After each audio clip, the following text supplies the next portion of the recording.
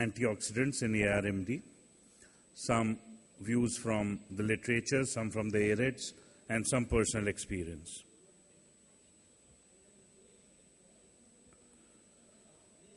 No financial disclosures.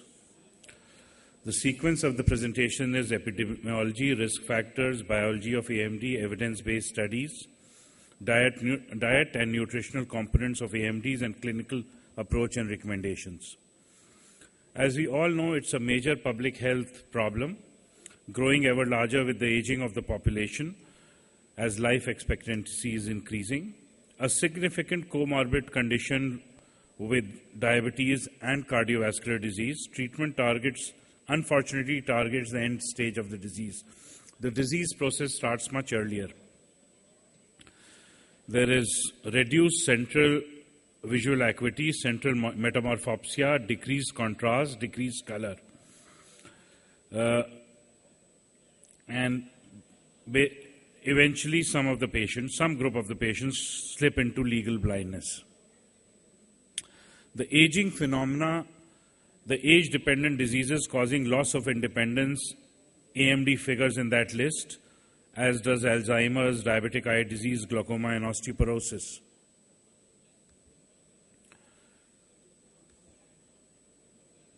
Several studies provided information concerning the epidemiology, the Haines study, the Framingham Eye study, a very famous study, Waterman, Beaver Dam, Rotterdam, Blue Mountain, and the rural Italy.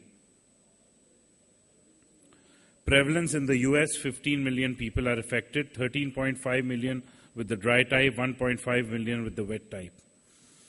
The Indian epidemiology, a study done by Arvind Eye Hospital, 2001, though I'm sure a new survey needs to be done, also gave the following data, as you see in the charts, and the prevalence of late ARMD increases with the age above 70.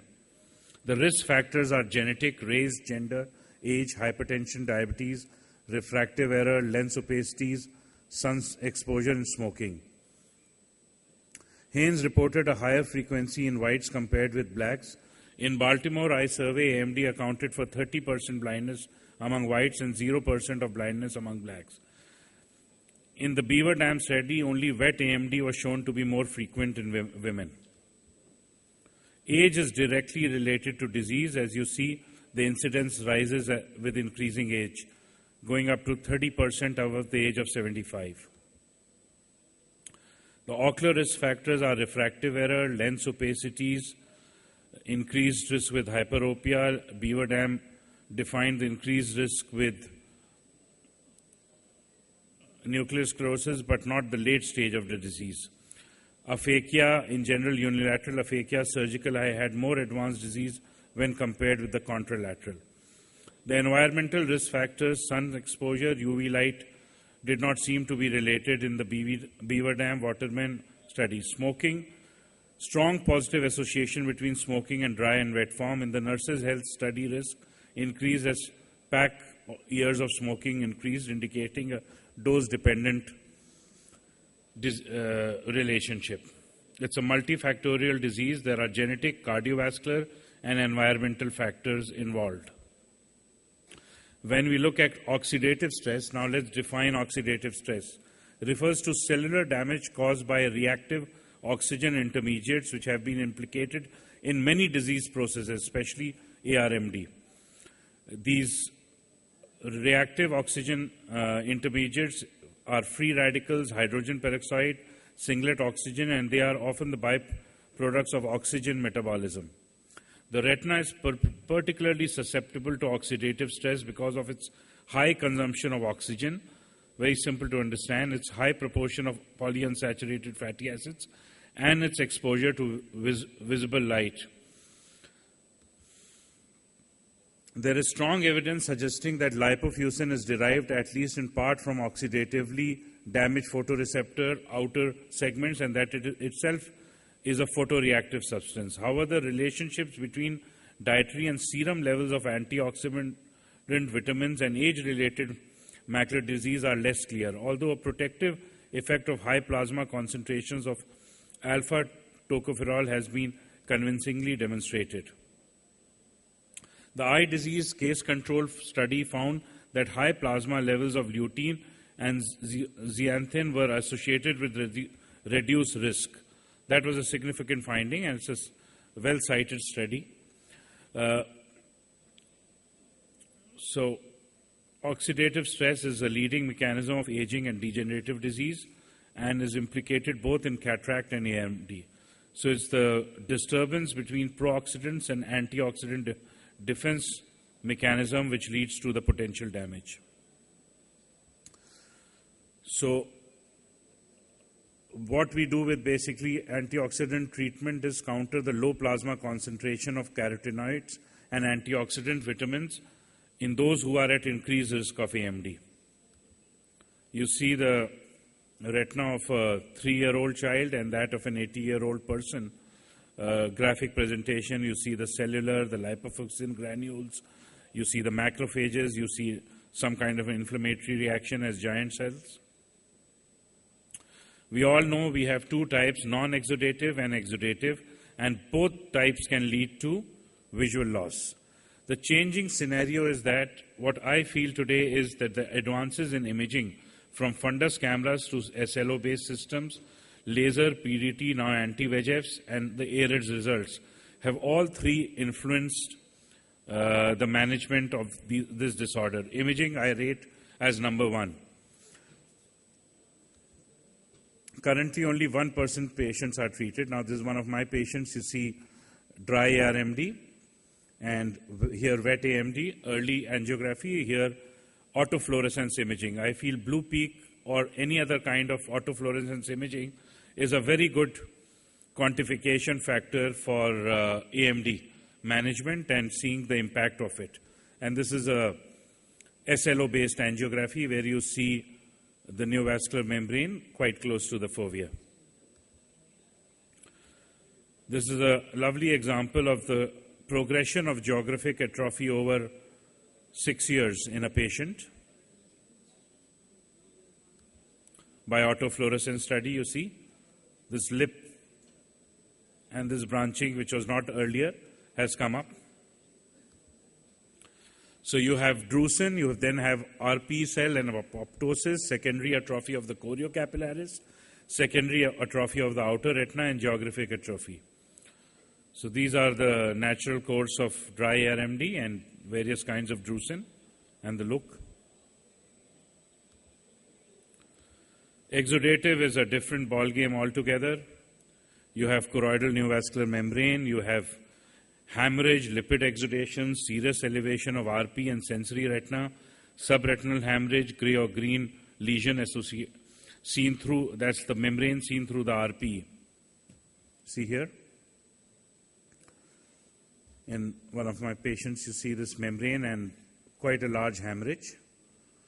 This is what is happening. You have RP atrophy with these drusen and ingrowth of the blood vessels. You have variants also today where we have choroidal vascular complex with polyps, we have associated CNVMs, pigment epithelial detachments, and neurosensory detachments. Now, these are patients of PCV, another variant of wet AMD, or say part of allied disorder, I would say more likely. That you see are the choroidal polyps here, or the bumps you see caused by the swelling in the choroid of the vascular swelling. And this is a case of CNVM after receiving 12 injections of Lucentis. She's converting into, you get a hemorrhage in another and you suspect PCV, and when you do an angiography, you see polyps. The end result, which is visually handicap, is the subretinal fibrosis. Unfortunately, only 30% cases are classic and occult in two categories, either a fibrovascular PD or late leakage are about 70% patients. And these are the ones we are trying to pick up with ICG angiography and treat.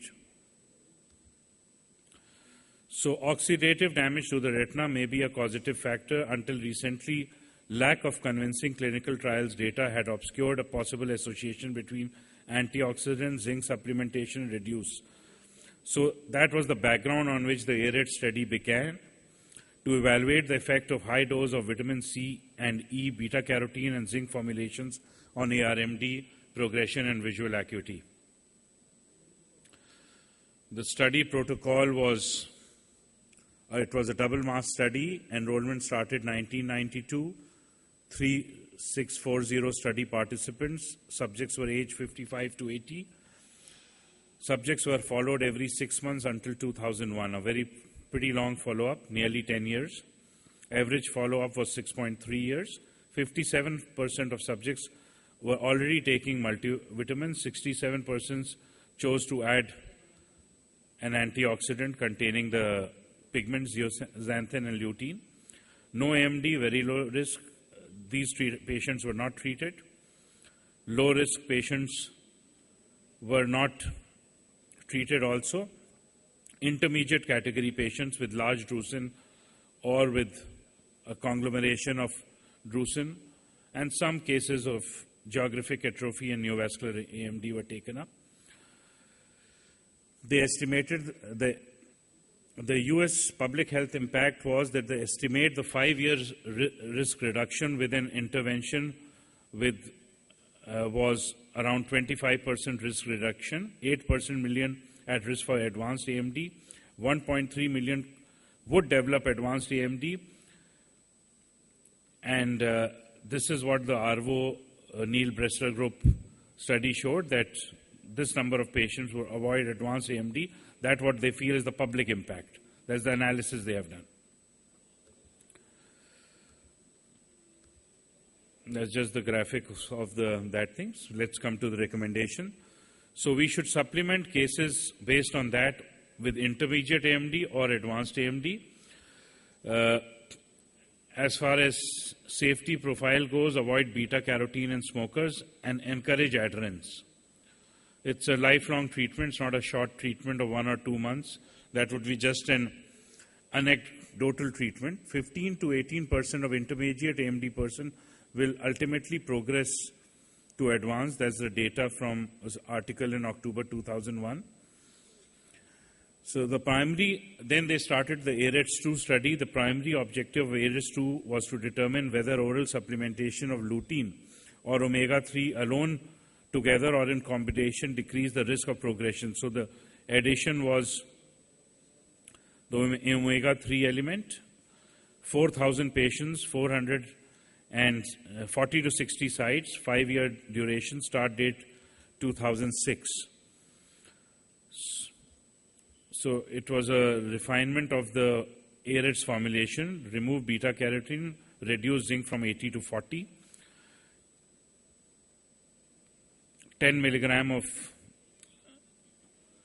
lutein and 2 milligram of zeaxanthin, and omega-3 fatty acid 1 gram daily.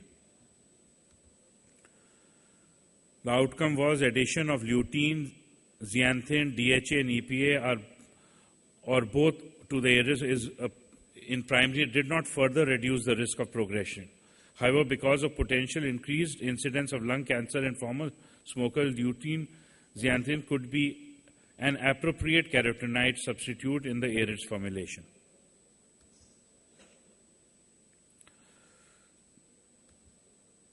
So, lutein and zeaxanthin is an antioxidant carotenoid in the vitamin A family, also known as xanthophylls. Lutein can be converted to zeaxanthin in the body. Most dominant pigments in the macular region of the retina.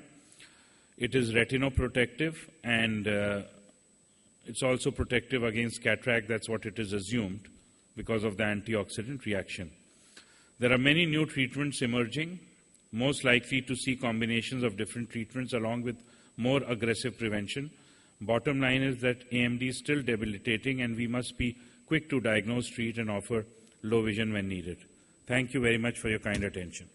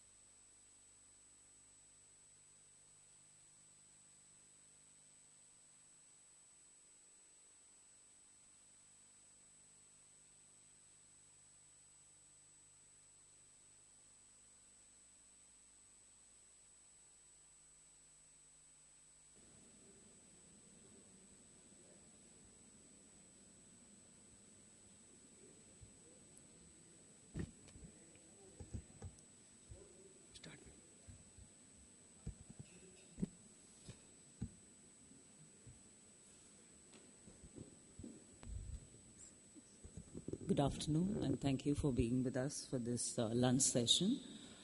The topic is of great current interest, tear osmolarity in the diagnosis and management of dry eye. Tear osmolarity is a very hot topic which is evolving and which is perhaps going to play a very important role in the clinical practice of all physicians in ophthalmology in today's trends of practice. I have no financial interest in the mention of any drugs or products during the course of my talk. The tear film has conventionally been described as the lipid phase, the aqueous phase, and the mucous phase, but updated tear models now describe this as a lipid component, the aqueous component being admixed with soluble mucins, and the deeper component comprising of glycocalyx, membrane-adherent mucins, which couple with the extensions or the microvilli of the corneal epithelial cells, which now forms a complex model of the tear film. So the lipid layer contains both polar and non-polar lipids. The aqueous layer is mixed with mucins and proteins along with aqueous and ions. The deeper layer consists of glycocalyx, which is depicted as the darker blue section. This comprises of transmembrane molecules which project into the aqueous but also are anchored into the cell membrane of the microvilli, which are undulating from the epithelial cells of the cornea. This is again a molecular picture of the same, showing you the various forms of the gel-forming mucins and the membrane-adherent mucins admixed with immunoglobulins, transferrins, defensin, trefoil factor, lysosomes, etc., and thus evolves a complex model of the tear film. The same again to depict, and perhaps understanding this is imperative in learning to manage or successfully manage the various forms of dry eye which we see in clinical practice. So what exactly is osmolarity? Osmolarity is the measure of the amount of osmotically active solutes or osmoles that are present in about 1 liter of the solution. Tear osmolarity is derived principally from tear production, tear retention, and tear elimination. So hyperosmolarity is now being described as an important primary marker of tear film integrity. So the quantity and the quality of the tears secreted is not normal. It's compromised in aqueous deficient dry eye and evaporative dry eye disease. So what exactly happens? Increased rates of evaporation leads to a more concentrated tear film, resulting in what is known as increased osmolarity. So because of this hyperosmolarity of the tears, there is stress on the ocular surface, basically resulting in dryness or desiccation of the corneal epithelium and the conjunctiva. So this basically is the pathogenesis of how hyperosmolarity results in damage to the ocular surface epithelium. Elevated tear hyperosmolarity activates certain compensatory mechanisms like increased blinking and reflex tear secretions, which come into play as a repair measure to save the damaged ocular surface epithelium. But these compensatory mechanisms will become exhausted with time, and the ocular surface thus gets exposed to this persistent stress from which it is not able to recover. So as this progresses, the compensatory mechanisms become exhausted, the surface gets exposed to persistent stress, and then the patients present with the symptoms of dry eye disease, with chronic inflammation, and with ocular surface damage, giving rise to the various clinical features. So what happens to tear osmolarity in a patient in the normals and in patients with mild, moderate, or severe dry eye disease? So what you see is the tear osmolarity levels is not well defined, or is not a particular value, but can range over a normal of about 290 to about 305 or 310 milliosmoles in a normal individual. In mild, moderate, and severity, the values are definitely higher than those in the normal range. And again, the variability between the osmolarity levels between two eyes is significantly higher in patients with dry eye disease. These are the characteristics of tear osmolarity in patients with dry eye disease. So earlier, how was this tear osmolarity measured? It was measured by a variety of laboratory instruments, by osmometers, which used varied principles such as the vapor pressure principles, the freezing point depression principles, and direct electrical conductivity principles. And the downside of these being requiring equipments, lab equipments, and requiring high volumes of tears ranging from 5 ml to 30 ml, which is really not practical in conditions of dry eye scenarios.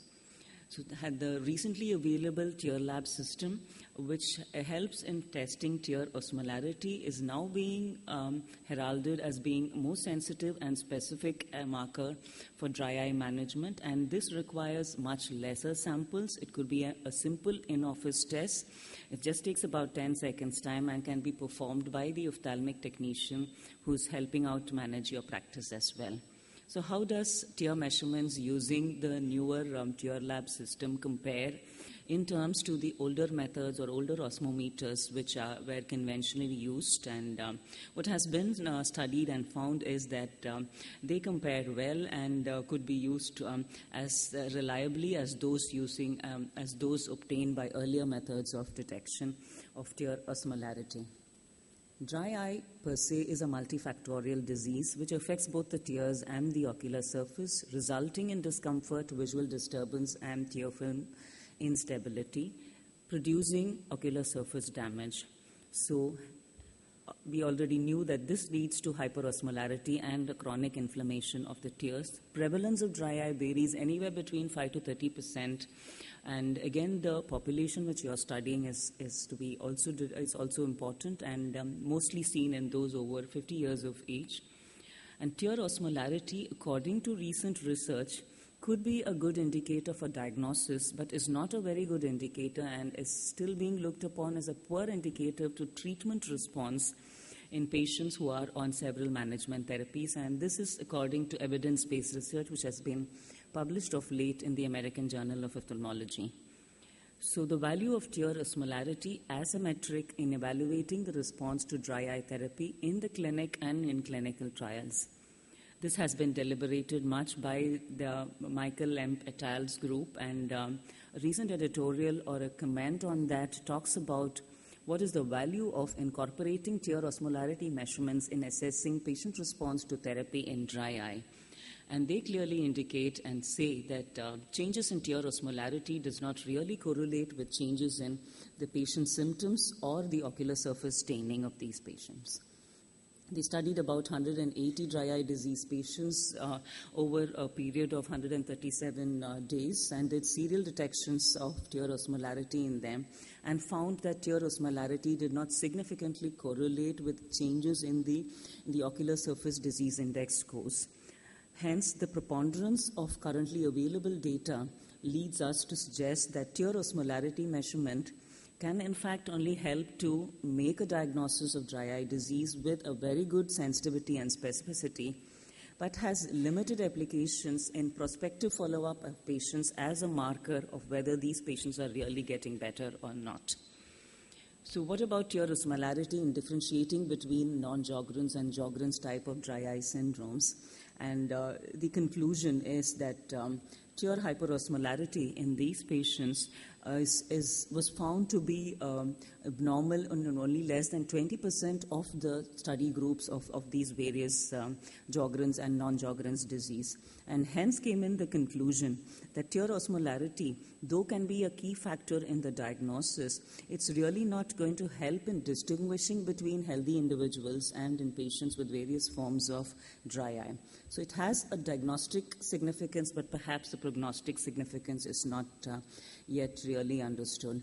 When you're looking at the variability of several ocular surface evaluation tests, osmolarity still ranks high with a very good and perhaps the best sensitivity and specificity among the other available dry eye evaluation tests. Again, the variability between tear osmolarity levels is not as high as you would see on other ocular surface evaluation tests as well. So what value or what cutoff can one have to take, is one going to take to use as a referent for dry eye diagnosis? And by and large, this was a paper way back in 2006 which talked about tear hyperosmolarity levels of over 316 milliosmoles per liter as being considered as the cutoff value or the referent value for dry eye diagnosis. This recent paper by the Lemp et al. Group, which evaluated tear osmolarity in the diagnosis and management of dry eye, is a pleasure to read. And it really looks at the various factors which are various cutoff values when you're studying the usefulness of dry eye vis-a-vis the various other ocular surface evaluation parameters in a normal population, those with mild, moderate, and severe disease. And you could clearly see that osmolarity ranks high with a 92% detection rate when the reference value of over 311 milliosmoles was taken into consideration. And when a reference value of over 314 milliosmoles was taken into consideration, it went up higher at 96% detection rates compared to the other evaluation tests. So hence, the sensitivity and specificity of tear osmolarity compared to other objective clinical signs of dry eye disease still ranks high or comparable to those of the ocular surface staining evaluation methodologies. So what can we conclude? Changes in tear osmolarity do not significantly seem to correlate with changes in OSDI, that is Ocular Surface Disease Index scores, and do not really significantly predict the amount of ocular surface staining. The preponderance of currently available data goes on to suggest that tear osmolarity can in fact only aid in the diagnosis of dry eye disease with a very good sensitivity and specificity. But there are significant limitations in using it for prospective follow-up of patients. Dry eye disease, like other chronic disease, is multifactorial, and it is not realistic to really expect one particular clinical sign, an ocular surface evaluation sign, or a biomarker to correlate highly with the patient's symptoms. So perhaps what we will have to do as clinicians is to look at a combination of clinical variables which will include measurement of ocular surface evaluation tests, the epitheliopathies, the staining indexes, along with biomarkers specific for the disease which is being treated or managed. And this perhaps will form a reliable prognosticator in looking at the response or prospectively following these patients who are undergoing treatment. So where exactly can we place tear osmolarity in our current practices? These can be used for patients who are undergoing initial contact lens fitting or refitting procedures to help in deciding on the type of material which is going to be more apt or optimal for these patients depending on their ocular surface problems. Again, baseline osmolarity measurements can be used for cataract refractive surgery practices, as is being done in the West currently, to help in preparing these patients or to anticipate possible complications following cataract and refractive procedures or following outcome of cataract and refractive procedures in such patients. It helps to provide an additional data for frame selection for dry eye patients. So what exactly do we mean by frame selection of dry eye patients? We want to select that particular frame of patients who will need their ocular surface, the corneal surfaces, to be protected and minimize evaporation of tears in such patients. For example, a large group of glaucoma patients most clinicians tend to give a lubricants therapy as a blanket therapy right now. And this is pushing costs and decreasing compliances. So perhaps it helps you to select that framework of patients who are really going to benefit from the addition of cornea-friendly medications. So tear osmolarity definitely has a good role in differentiating such patients in those doing a large volume glaucoma practice. And you're seeing a large amount of patients with ocular surface problems. Again, difficulty in diagnosing dry eye does exist. Too many tests produce conflicting results. So tear osmolarity perhaps is there on now to help us out as a unique marker to perhaps identify if the person is really having a hyperosmolarity in the tears. This is how tear osmolarity stands in the current scenario of ophthalmic practice. Thank you for your patient hearing.